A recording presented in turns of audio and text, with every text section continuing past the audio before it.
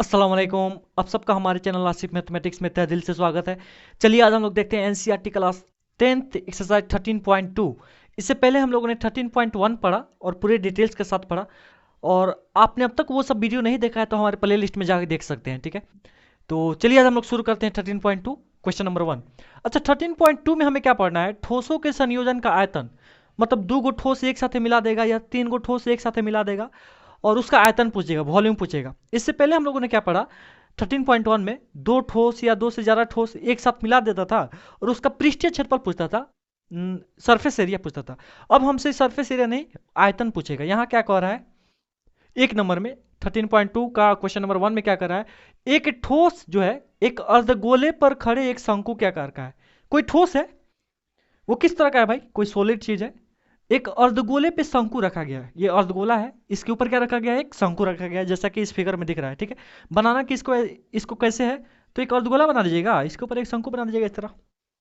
ये शंकु थोड़ा तिरछा हो गया। शंकु जो है ना सीधा बनाना है आपको, ठीक है, कुछ इस तरह का।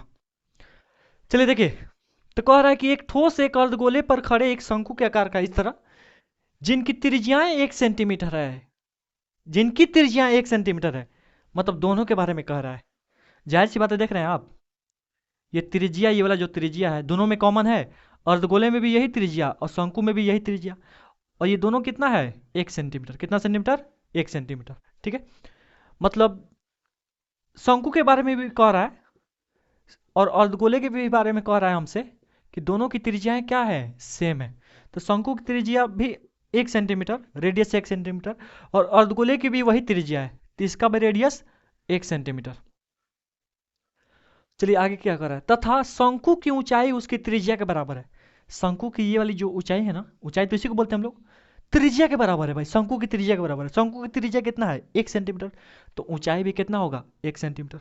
तो शंकु के हाइट के बारे में भी कह रहा है कि जो शंकु का हाइट है ना, जो शंकु का हाइट है एच, ये कितना सेंटीमीटर?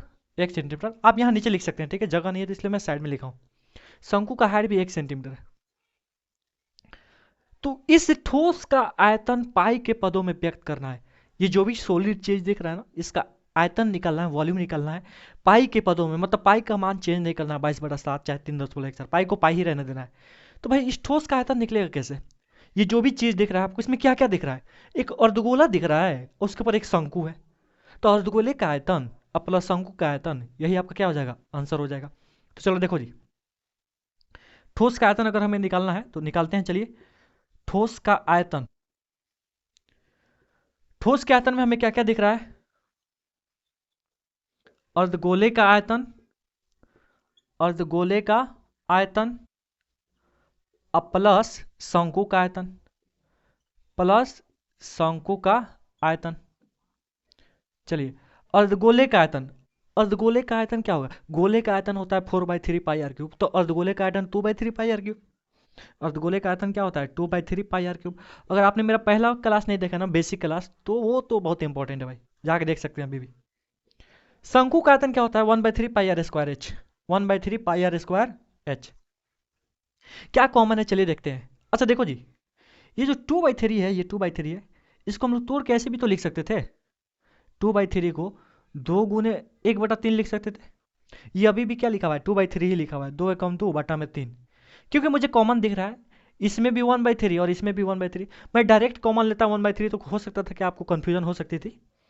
चलिए, 1/3 दोनों में कॉमन है। इसमें और इसमें क्या कॉमन है अब वो मैं देख रहा हूँ, ठीक है। कॉमन निकालूंगा, उसके बाद जो वैल्यू रखना हो रखना है। 1/3 यहाँ भी, 1/3 यहाँ भी, 1/3 कॉमन। पाई यहाँ भी, पाई यहाँ भी, पाई भी कॉमन ले लिया हम। आर का क्यूब है यहाँ, आर का स्क्वायर, अच्छा आर स्क्वायर यहाँ भी है और आर स्क्वायर यहाँ भी, आर स्क्वायर कॉमन। अब कुछ कॉमन नहीं दिख रहा है, ठीक है। तो इसमें क्या बचा भाई? इसमें बचा हमारे पास 2 बचा, 1/3 तो बाहर है, पाई तो बाहर है, आर क्यूब में से आर स्क्वायर बाहर है, तो यहाँ क्या बचा? सिर्फ आर बचा। प्लस 1/3 बाहर है, इसमें पाई बाहर है, आर स्क्वायर बाहर है, क्या बचा? इसमें एच बचा। अब वैल्यू पुट करते हैं, वही आंसर आ जाएगा। 1/3 का 1/3, पाई का मान पाई रहने देना, आर का स्क्वायर मतलब एक का स्क्वायर, आर कितना? एक है ना। चलिए, 2 गुने आर, तो 2 गुने 1 भाई, आर एक है ना। प्लस एच कितना है? एच भी 1 है। चलिए, 1/3, अच्छा ये देखो जी, पाई ये कम क्या हो जाएगा? पाई बटा में कितना? 3। एक का स्क्वायर कितना? एक। चलिए, 2 एकम 2 और एक कितना हो गया? 3 हो गया। डायरेक्ट लिख दे रहा हूँ मैं। अच्छा, 3 से ये 3 क्या हुआ? कट गया। यहाँ गुना में छुपा रहता ना सब, चलिए क्या बचा हमारे पास, पाई एकम पाई बचा। और कुछ बचा? कुछ नहीं बचा। तो क्योंकि ये आयतन है और सेंटीमीटर में है ना, तो पाई सेंटीमीटर क्यूब, मतलब पाई क्यूब सेंटीमीटर, ठीक है। यही आपका क्या हुआ, आंसर हुआ। आयतन हमेशा क्यूब में आता है ना, तो इसलिए मैंने आंसर किस में दिया भाई, क्यूब में दिया। तो आंसर हमारा क्या आ गया, पाई आ गया, ठीक है। आयतन है तो क्यूब सेंटीमीटर तो लगाना ही था। तो उम्मीद करता हूँ कि आप समझ पाए होंगे। बहुत मतलब सीधा सा सवाल था और सिंपल सा, इसमें कोई मतलब इसको बना देना तोप की बात नहीं थी। तो आज यहीं तक रखते हैं हम लोग। उम्मीद करता हूँ कि आप समझ पाए होंगे। तो वीडियो को लाइक करें, हमारे चैनल को सब्सक्राइब करें और ज़्यादा से ज़्यादा शेयर करें। फिर मिलते हैं 2 नंबर सवाल के साथ नेक्स्ट वीडियो में। तब तक के लिए अल्लाह हाफिज़।